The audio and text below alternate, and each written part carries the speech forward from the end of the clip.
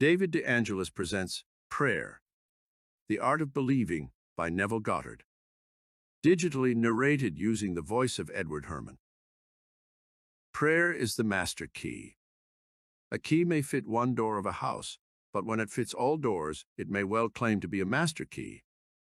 Such and no less a key is prayer to all earthly problems. Chapter 1. Law of Reversibility.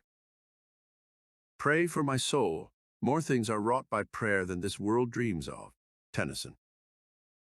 Prayer is an art and requires practice. The first requirement is a controlled imagination. Parade and vain repetitions are foreign to prayer. Its exercise requires tranquility and peace of mind. Use not vain repetitions, for prayer is done in secret, and thy Father which seeth in secret shall reward thee openly. The ceremonies that are customarily used in prayer are mere superstitions and have been invented to give prayer an air of solemnity. Those who do practice the art of prayer are often ignorant of the laws that control it. They attribute the results obtained to the ceremonies and mistake the letter for the spirit. The essence of prayer is faith, but faith must be permeated with understanding to be given that active quality which it does not possess when standing alone. Therefore, get wisdom, and with all thy getting, get understanding. This book is an attempt to reduce the unknown to the known by pointing out conditions on which prayers are answered, and without which they cannot be answered. It defines the conditions governing prayer in laws that are simply a generalization of our observations.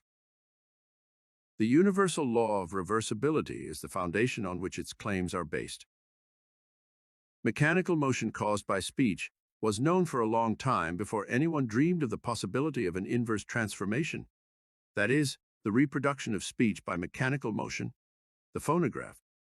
For a long time, electricity was produced by friction, without ever a thought that friction, in turn, could be produced by electricity. Whether or not man succeeds in reversing the transformation of a force, he knows, nevertheless, that all transformations of force are reversible. If heat can produce mechanical motion, so mechanical motion can produce heat. If electricity produces magnetism, magnetism too can develop electric currents. If the voice can cause undulatory currents, so can such currents reproduce the voice, and so on. Cause and effect, energy and matter, action and reaction are the same and interconvertible. This law is of the highest importance because it enables you to foresee the inverse transformation once the direct transformation is verified. If you knew how you would feel were you to realize your objective, then inversely, you would know what state you could realize were you to awaken in yourself such feeling.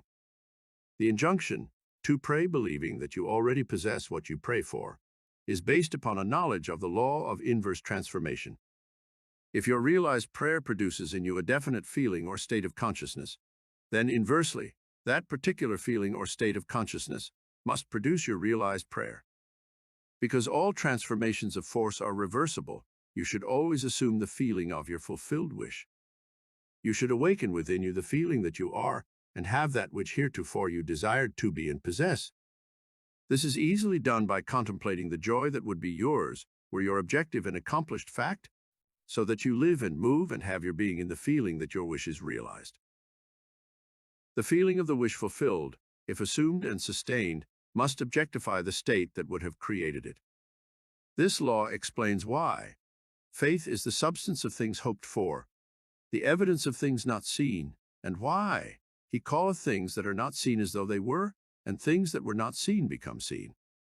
Assume the feeling of your wish fulfilled, and continue feeling that it is fulfilled until that which you feel objectifies itself. If a physical fact can produce a psychological state can produce a physical fact. If the effect, A, can be produced by the cause, B, then inversely, the effect, B, can be produced by the cause, A. Therefore I say unto you, what things soever ye desire when ye pray, believe that ye have received them, and ye shall have them. Mark 11:24. Chapter 2. Dual Nature of Consciousness. A clear concept of the dual nature of man's consciousness must be the basis of all true prayer. Consciousness includes a subconscious as well as a conscious part. The infinitely greater part of consciousness lies below the sphere of objective consciousness. The subconscious is the most important part of consciousness.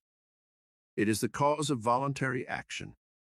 The subconscious is what a man is. The conscious is what a man knows. I and my Father are one, but my Father is greater than I. The conscious and subconscious are one, but the subconscious is greater than the conscious. I of myself can do nothing. The Father within me, he doeth the work. I, objective consciousness, of myself can do nothing. The Father, the subconscious, he doeth the work. The subconscious is that in which everything is known, in which everything is possible, to which everything goes, from which everything comes, which belongs to all, to which all have access. What we are conscious of is constructed out of what we are not conscious of. Not only do our subconscious assumptions influence our behavior, but they also fashion the pattern of our objective existence. They alone have the power to say, "Let us make man, objective manifestations, in our image, after our likeness." The whole of creation is asleep within the deep of man and is awakened to objective existence by his subconscious assumptions. Within that blankness we call sleep, there is a consciousness in unsleeping vigilance, and while the body sleeps, this unsleeping being releases from the treasure house of eternity the subconscious assumptions of man. Prayer is the key which unlocks the infinite storehouse. Prove me now herewith, saith the Lord of hosts, if I will not open you the windows of heaven and pour you out a blessing, that there shall not be room enough to receive it. Prayer modifies or completely changes our subconscious assumptions, and a change of assumption is a change of expression. The conscious mind reasons inductively from observation, experience, and education. It therefore finds it difficult to believe what the five senses and inductive reason deny. The subconscious reasons deductively and is never concerned with the truth or falsity of the premise, but proceeds on the assumption of the correctness of the premise and objectifies results which are consistent with the premise. This distinction must be clearly seen by all who would master the art of praying. No true grasp of the science of prayer can be really obtained until the laws governing the dual nature of consciousness are understood and the importance of the subconscious realized. Prayer, the art of believing what is denied by the senses, deals almost entirely with the subconscious. Through prayer, the subconscious is suggested into acceptance of the wish fulfilled, and, reasoning deductively, logically unfolds it to its legitimate end. Far greater is he that is in you than he that is in the world. The subjective mind is the diffused consciousness that animates the world. It is the spirit that giveth life. In all substance is a single soul, subjective mind. Through all creation runs this one unbroken subjective mind. Thought and feeling fused into beliefs impress modifications upon it, charge it with a mission, which mission it faithfully executes. The conscious mind originates premises. The subjective mind unfolds them to their logical ends. Were the subjective mind not so limited in its initiative power of reasoning, objective man could not be held responsible for his actions in the world. Man transmits ideas to the subconscious through his feelings. The subconscious transmits ideas from mind to mind through telepathy. Your unexpressed convictions of others are transmitted to them without their conscious knowledge or consent, and if subconsciously accepted by them will influence their behavior. The only ideas they subconsciously reject are your ideas of them, which they could not wish to be true of anyone. Whatever they could wish for others can be believed of them, and by the law of belief which governs subjective reasoning, they are compelled to subjectively accept, and therefore objectively express, accordingly. The subjective mind is completely controlled by suggestion. Ideas are best suggested when the objective mind is partly subjective, that is, when the objective senses are diminished or held in abeyance. This partly subjective state can best be described as controlled reverie, wherein the mind is passive, but capable of functioning with absorption. It is a concentration of attention. There must be no conflict in your mind when you are praying. Turn from what is to what ought to be. Assume the mood of fulfilled desire, and by the universal law of reversibility you will realize your desire. Chapter 3. Imagination and Faith. Prayers are not successfully made unless there is a rapport between the conscious and subconscious mind of the operator. This is done through imagination and faith. By the power of imagination, all men, certainly imaginative men, are forever casting forth enchantments, and all men, especially unimaginative men, are continually passing under their power. Can we ever be certain that it was not our mother while darning our socks who began that subtle change in our minds? If I can unintentionally cast an enchantment over persons, there is no reason to doubt that I am able to cast intentionally a far stronger enchantment. Everything that can be seen, touched, explained, argued over, is to the imaginative man nothing more than a means, for he functions by reason of his controlled imagination, in the deep of himself, where every idea exists in itself, and not in relation to something else. In him there is no need for the restraints of reason. For the only restraint he can obey is the mysterious instinct that teaches him to eliminate all moods other than the mood of the fulfilled desire. Imagination and faith are the only faculties of the mind needed to create objective conditions. The faith required for the successful operation of the law of consciousness is a purely subjective faith and is attainable upon the cessation of active opposition on the part of the objective mind of the operator. It depends on your ability to feel and accept as true what your objective senses deny. Neither the passivity of the subject nor his conscious agreement with your suggestion is necessary, for without his consent or knowledge, he can be given a subjective order, which he must objectively express. It is a fundamental law of consciousness that by telepathy we can have immediate communion with another. To establish rapport, you call the subject mentally. Focus your attention on him and mentally shout his name just as you would to attract the attention of anyone.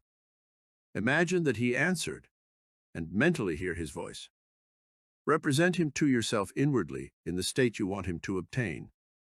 Then imagine that he is telling you in the tones of ordinary conversation what you want to hear. Mentally answer him. Tell him of your joy in witnessing his good fortune. Having mentally heard with all the distinctness of reality that which you wanted to hear, and having thrilled to the news heard, return to objective consciousness. Your subjective conversation must awaken what it affirmed. Thou shalt decree a thing, and it shall be established unto thee. It is not a strong will that sends the subjective word on its mission, so much as it is clear thinking and feeling the truth of the state affirmed. When belief and will are in conflict, belief invariably wins. Not by might nor by power, but by my spirit, saith the Lord of hosts. It is not what you want that you attract. You attract what you believe to be true. Therefore, get into the spirit of these mental conversations and give them the same degree of reality that you would a telephone conversation. If thou canst believe, all things are possible to him that believeth. Therefore I say unto you, what things soever you desire when you pray, believe that ye receive them, and ye shall have them. The acceptance of the end wills the means, and the wisest reflection could not devise more effective means than those which are willed by the acceptance of the end. Mentally talk to your friends as though your desires for them were already realized. Imagination is the beginning of the growth of all forms, and faith is the substance out of which they are formed. By imagination, that which exists in latency or is asleep within the deep of consciousness is awakened and is given form. The cures attributed to the influence of certain medicines, relics, and places are the effects of imagination and faith. The curative power is not in the spirit that is in them. It is in the spirit in which they are accepted. The letter killeth, but the spirit giveth life. The subjective mind is completely controlled by suggestion. So, whether the object of your faith be true or false, you will get the same results. There is nothing unsound in the theory of medicine or in the claims of priesthood for their relics and holy places. The subjective mind of the patient accepts the suggestion of health conditioned on such states, and as soon as these conditions are met, proceeds to realize health. According to your faith, be it done unto you, for all things are possible to him that believeth. Confident expectation of a state is the most potent means of bringing it about. The confident expectation of a cure does that which no medical treatment can accomplish. Failure is always due to an antagonistic autosuggestion by the patient, arising from objective doubt of the power of medicine or relic, or from doubt of the truth of the theory. Many of us, either from too little emotion or too much intellect, both of which are stumbling blocks in the way or prayer, cannot believe that which our sense deny. To force ourselves to believe will end in greater doubt. To avoid such counter-suggestions, the patient should be unaware objectively of the suggestions which are made to him. The most effective method of healing or influencing the behavior of others consists in what is known as the silent or absent treatment. When the subject is unaware objectively of the suggestion given him, there is no possibility of him setting up an antagonistic belief. It is not necessary that the patient know objectively that anything is being done for him. From what is known of the subjective and objective processes of reasoning, it is better that he should not know objectively of that which is being done for him. The more completely the objective mind is kept in ignorance of the suggestion, the better will the subjective mind perform its functions. The subject subconsciously accepts the suggestion and thinks he originates it, proving the truth of Spinoza's dictum that we know not the causes that determine our actions. The subconscious mind is the universal conductor, which the operator modifies with his thoughts and feelings. Visible states are either the vibratory effects of subconscious vibrations within you, or they are vibratory causes of the corresponding vibrations within you. A disciplined man never permits them to be causes, unless they awaken in him the desirable states of consciousness. With a knowledge of the law of reversibility, the disciplined man transforms his world by imagining and feeling only what is lovely and of good report. The beautiful idea he awakens within himself shall not fail to arouse its affinity in others. He knows the Savior of the world is not a man, but the manifestation that would save. The sick man's Savior is health, the hungry man's is food, the thirsty man's Savior is water. He walks in the company of the Savior by assuming the feeling of his wish fulfilled. By the law of reversibility, that all transformations of force are reversible, the energy or feeling awakened transforms itself into the state imagined. He never waits 4 months for the harvest. If in 4 months the harvest will awaken in him a state of joy, then, inversely, the joy of harvest now will awaken the harvest now. Now is the acceptable time to give beauty for ashes, joy for mourning, praise for the spirit of heaviness, that they might be called trees of righteousness, the planting of the Lord that he might be glorified. Chapter 4. Energy and Power. Everyone is amenable to the same psychological laws which govern the ordinary hypnotic subject. He is amenable to control by suggestion. In hypnosis, the objective senses are partly or totally suspended. However, no matter how profoundly the objective senses are locked in hypnosis, the subjective faculties are alert, and the subject recognizes everything that goes on around him. The activity and power of the subjective mind are proportionate to the sleep of the objective mind. Suggestions which appear powerless when presented directly to the objective consciousness are highly efficacious when the subject is in a hypnotic state. The hypnotic state is simply being unaware, objectively. In hypnotism, the conscious mind is put to sleep, and the subconscious powers are exposed as to be directly reached by suggestion. It is easy to see from this, providing you accept the truth of mental suggestions, that anyone not objectively aware of you is in a profound hypnotic state relative to you. Therefore, curse not the king, no, not in thy thought, and curse not the rich in the bedchamber, for a bird of the air shall carry the voice, and that which hath wings shall tell the matter. Ecclesiastes 10:20. What you sincerely believe as true of another you will awaken within him. No one need be entranced in the ordinary manner to be helped. If the subject is consciously unaware of the suggestion, and if the suggestion is given with conviction and confidently accepted by the operator as true, then you have the ideal setting for a successful prayer. Represent the subject to yourself mentally, as though he had already done that which you desire him to do. Mentally speak to him and congratulate him on having done what you want him to do. Mentally see him in the state you want him to obtain. Within the circle of its action, every word subjectively spoken awakens objectively what it affirms. Incredulity on the part of the subject is no hindrance when you are in control of your reverie. Bold assertion by you, while you are in a partly subjective state, awakens what you affirm. Self-confidence on your part, and the thorough belief in the truth of your mental assertion, are all that is needed to produce results. Visualize the subject and imagine that you hear his voice. This establishes contact with his subjective mind. Then imagine that he is telling you what you want to hear. If you want to send him words of health and wealth, then imagine that he is telling you, "I have never felt better, and I have never had more," and mentally tell him of your joy in witnessing his good fortune. Imagine that you see and hear his joy.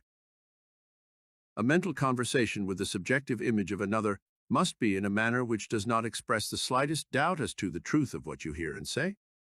If you have the least idea that you do not believe what you have imagined you have heard and seen, the subject will not comply, for your subjective mind will transmit only your fixed ideas. Only fixed ideas can awaken their vibratory correlates in those toward whom they are directed. In the controlled reverie, ideas must be suggested with the utmost care. If you do not control your imagination in the reverie, your imagination will control you. Whatever you suggest with confidence is law to the subjective mind. It is under obligation to objectify that which you mentally affirm. Not only does the subject execute the state affirmed, but he does it as though the decision had come of itself, or the idea had originated by him. Control of the subconscious is dominion over everything.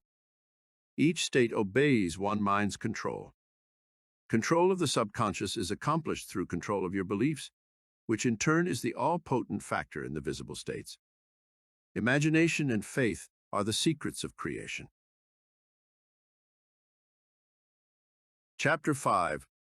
Law of Thought Transmission. He sent his word and healed them and delivered them from their destructions. He transmitted the consciousness of health and awoke its vibratory correlate in the one toward whom it was directed. He mentally represented the subject to himself in a state of health, and imagined he heard the subject confirm it. For no word of God shall be void of power. Therefore hold fast the pattern of healthful words which thou hast heard. To pray successfully, you must have clearly defined objectives. You must know what you want before you can ask for it. You must know what you want before you can feel that you have it. And prayer is the feeling of the fulfilled desire. It does not matter what it is you seek in prayer, or where it is, or whom it concerns. You have nothing to do but convince yourself of the truth of that which you desire to see manifested. When you emerge from prayer, you no longer seek, for you have, if you have prayed correctly, subconsciously assumed the reality of the state sought, and by the law of reversibility your subconscious must objectify that which it affirms. You must have a conductor to transmit a force. You may employ a wire, a jet of water, a current of air, a ray of light, or any intermediary whatsoever. The principle of the photophone, or the transmission of the voice by light, will help you to understand thought transmission, or the sending of a word to heal another. There is a strong analogy between a spoken voice and a mental voice. To think is to speak low, to speak is to think aloud. The principle of the photophone is this: a ray of light is reflected by a mirror and projected to a receiver at a distant point. Back of the mirror is a mouthpiece.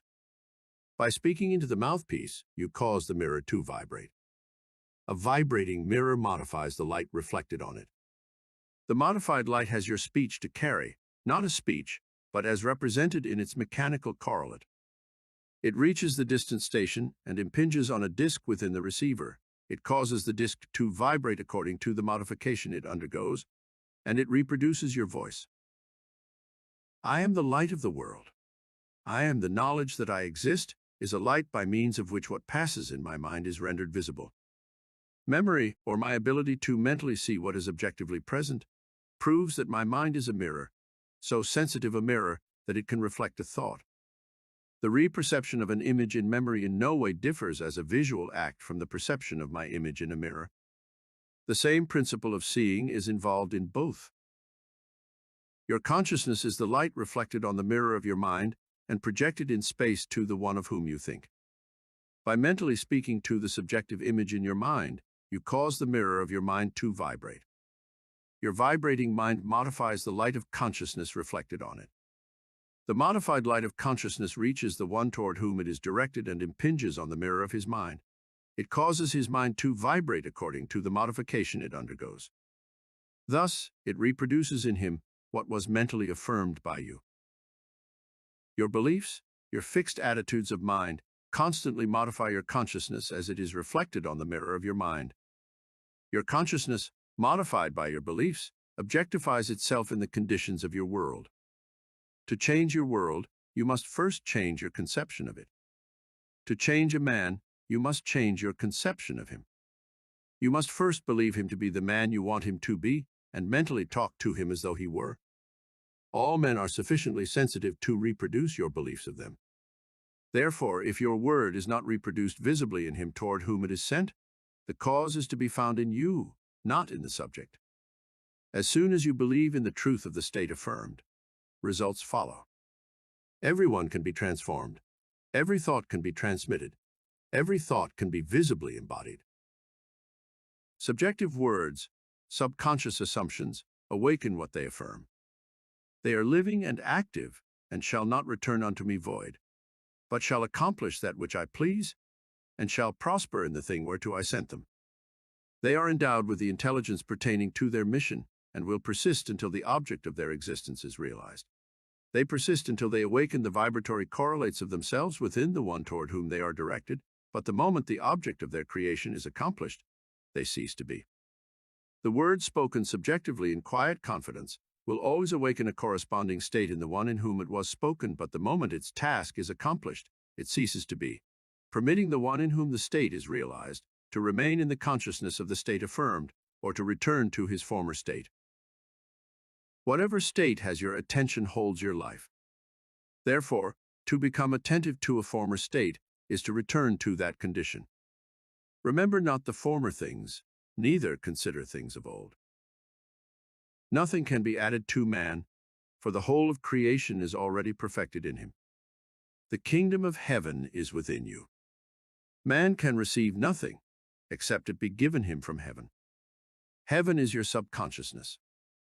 Not even a sunburn is given from without. The rays without only awaken corresponding rays within. Were the burning rays not contained within man, all the concentrated rays in the universe could not burn him. Were the tones of health not contained within the consciousness of the one whom they are affirmed, they could not be vibrated by the word which is sent. You do not really give to another. You resurrect that which is asleep within him. The damsel is not dead, but sleepeth. Death is merely a sleeping and forgetting. Age and decay are the sleep, not death, of youth and health. Recognition of a state vibrates or awakens it. Distance, as it is cognized by your objective senses, does not exist for the subjective mind. If I take the wings of the morning and dwell in the uttermost parts of the sea, even there shall they hand lead me. Time and space are conditions of thought. The imagination can transcend them and move in a psychological time and space. Although physically separated from a place by thousands of miles, you can mentally live in the distant place as though it were here. Your imagination can easily transform winter into summer, New York into Florida, and so on. Whether the object of your desire be near or far, results will be the same. Subjectively, the object of your desire is never far off. Its intense nearness makes it remote from observation of the senses. It dwells in consciousness, and consciousness is closer than breathing and nearer than hands and feet. Consciousness is the one and only reality. All phenomena are formed of the same substance, vibrating at different rates. Out of consciousness I as man came, and to consciousness I as man return. In consciousness all states exist subjectively and are awakened to their objective existence by belief.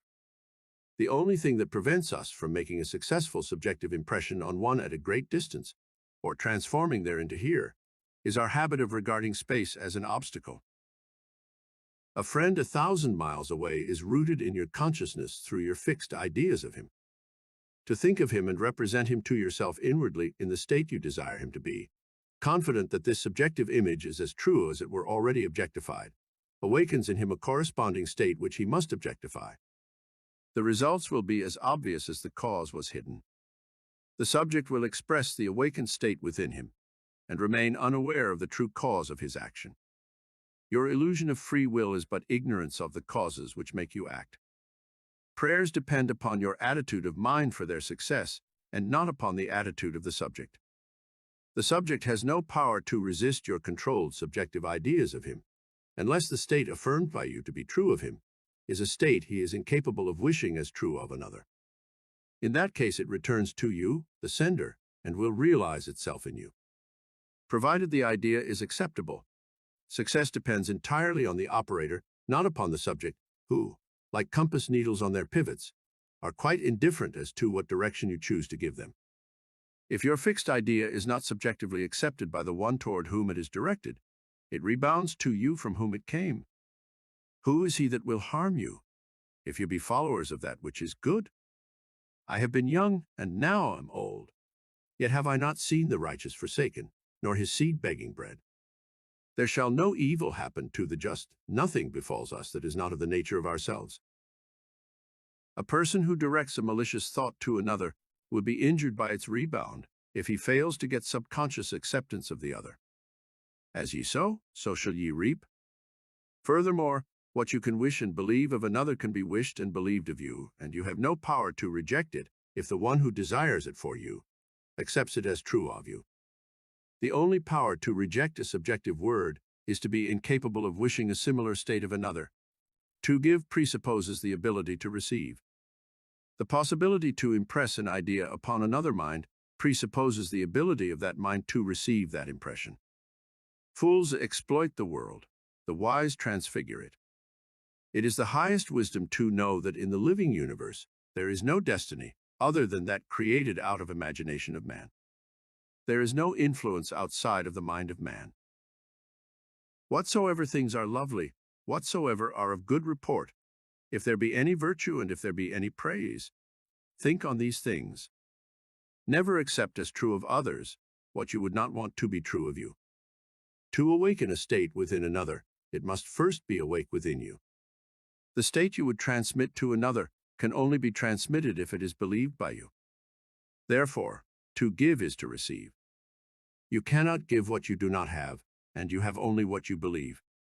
So, to believe a state as true of another not only awakens that state within the other, but it makes it alive within you.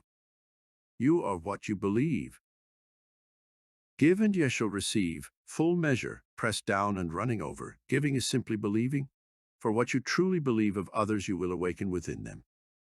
The vibratory state transmitted by your belief persists until it awakens its corresponding vibration in him of whom it is believed. But before it can be transmitted, it must first be awake within the transmitter. Whatever is awake within your consciousness, you are. Whether the belief pertains to self or another does not matter, for the believer is defined by the sum total of his beliefs or subconscious assumptions. As a man thinketh in his heart, in the deep subconscious of himself, so is he. Disregard appearances and subjectively affirm as true that which you wish to be true. This awakens in you the tone of the state affirmed, which in turn realizes itself in you and in the one of whom it is affirmed. Give and ye shall receive. Beliefs invariably awaken what they affirm. The world is a mirror wherein everyone sees himself reflected. The objective world reflects the beliefs of the subjective mind. Some people are self-impressed best by visual images, others by mental sounds, and still others by mental actions. The form of mental activity which allows the whole power of your attention to be focused in one chosen direction is the one to cultivate until you can bring all to play on your objective at the same time. Should you have difficulty in understanding the terms visual images, mental sounds, and mental actions, here is an illustration that should make their meanings clear. A imagines he sees a piece of music, knowing nothing at all about musical notations. The impression in his mind is purely visual image. B imagines he sees the same piece, but he can read music and can imagine how it would sound when played on the piano. That imagination is mental sound. C also reads music and is a pianist. As he reads, he imagines himself playing the piece. The imaginary action is mental action. The visual images, mental sounds, and mental actions are creations of your imagination, and though they appear to come from without, they actually come from within yourself. They move as if moved by another, but are really launched by your own spirit from the magical storehouse of imagination.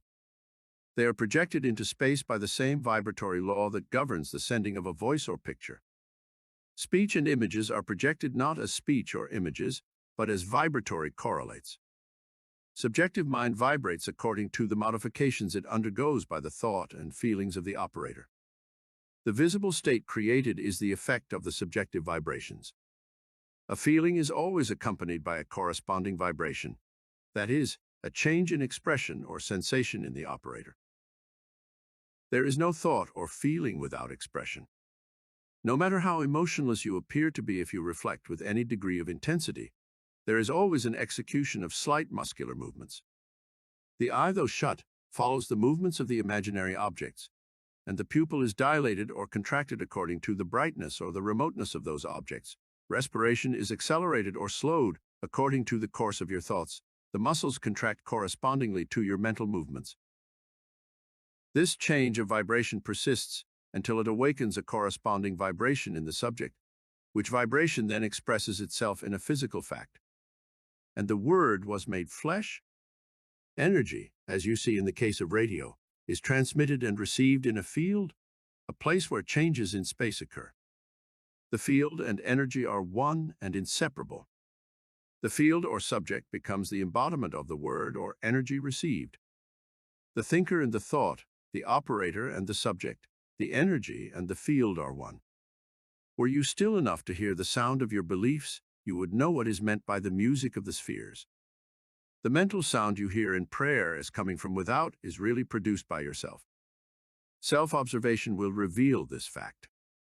As the music of the spheres is defined as the harmony heard by the gods alone, and is supposed to be produced by the movements of the celestial spheres, so too is the harmony you subjectively hear for others heard by you alone, is produced by the movements of your thoughts and feelings in the true kingdom, or heaven within you. Chapter 6. Good Tidings. How beautiful upon the mountains are the feet of him that bringeth good tidings, that publisheth peace, that bringeth good tidings of good, that publisheth salvation.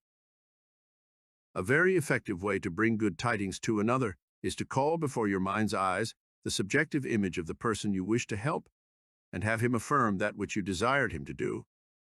Mentally hear him tell you he has done it. This awakens within him the vibratory correlate of the state affirmed, which vibration persists until its mission is accomplished.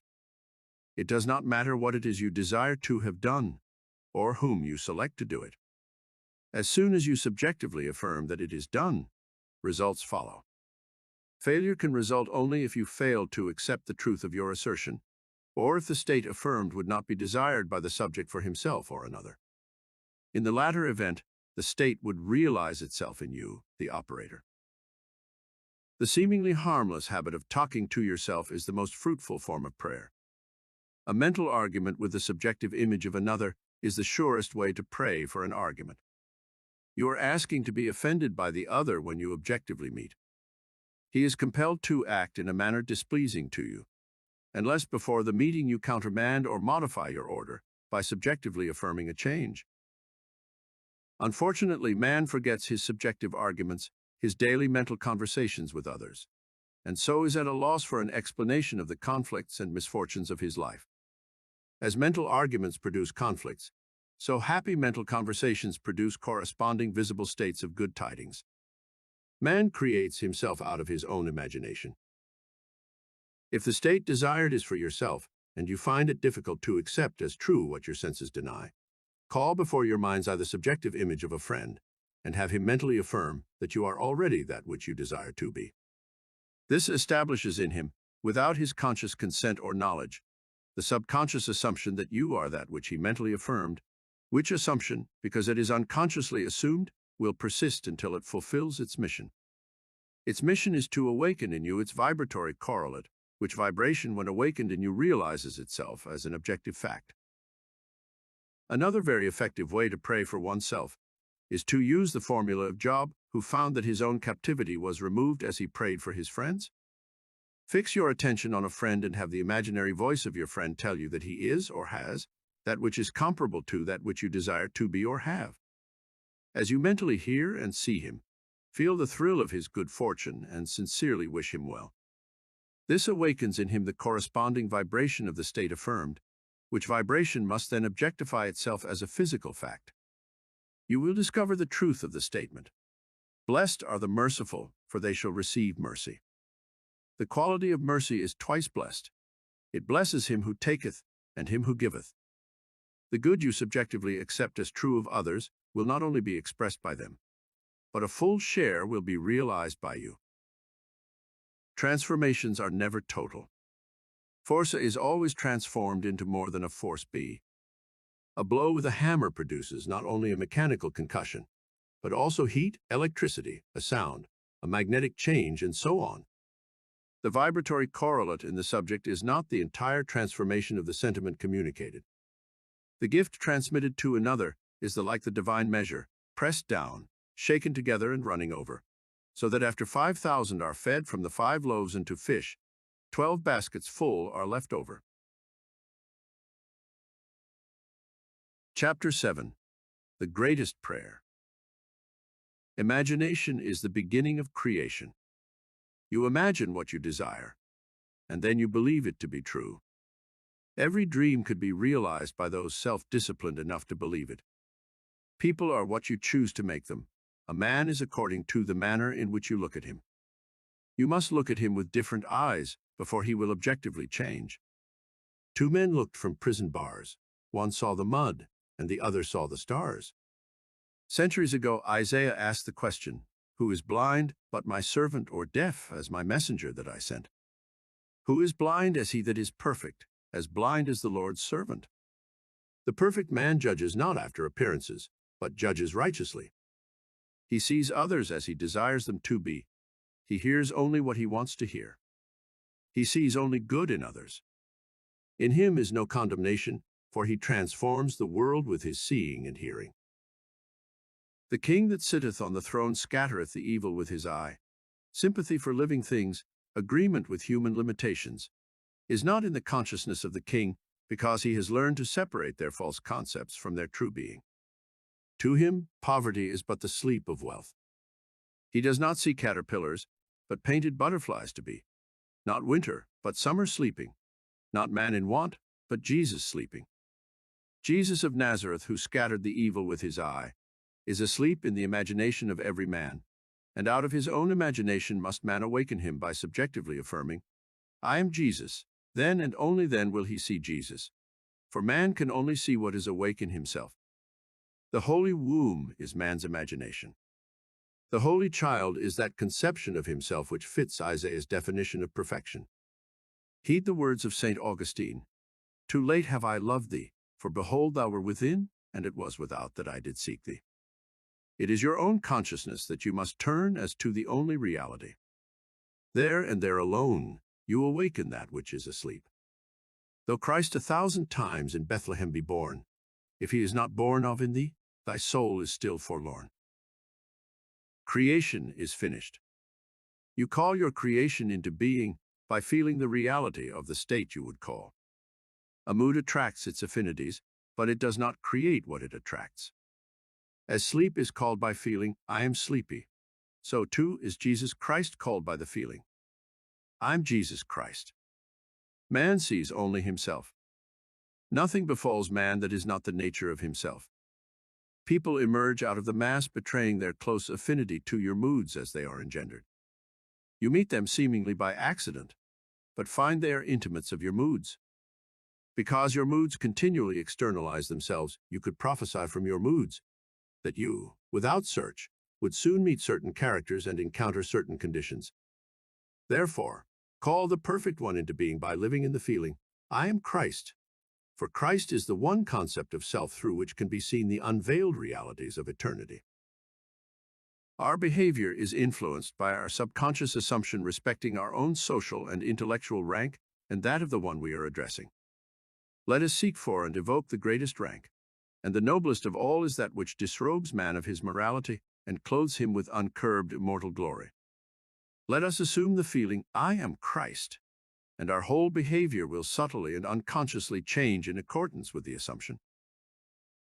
Our subconscious assumptions continually externalize themselves, that others may consciously see us as we subconsciously see ourselves, and tell us by their actions what we have subconsciously assumed of ourselves to be. Therefore, let us assume the feeling, "I am Christ," until our conscious claim becomes our subconscious assumption that we all with open face beholding as in a glass the glory of the Lord are changed into the same image from glory to glory. Let God awake and his enemies be destroyed. There is no greater prayer for man. This recording of Prayer, The Art of Believing by Neville Goddard was presented by David De Angelis.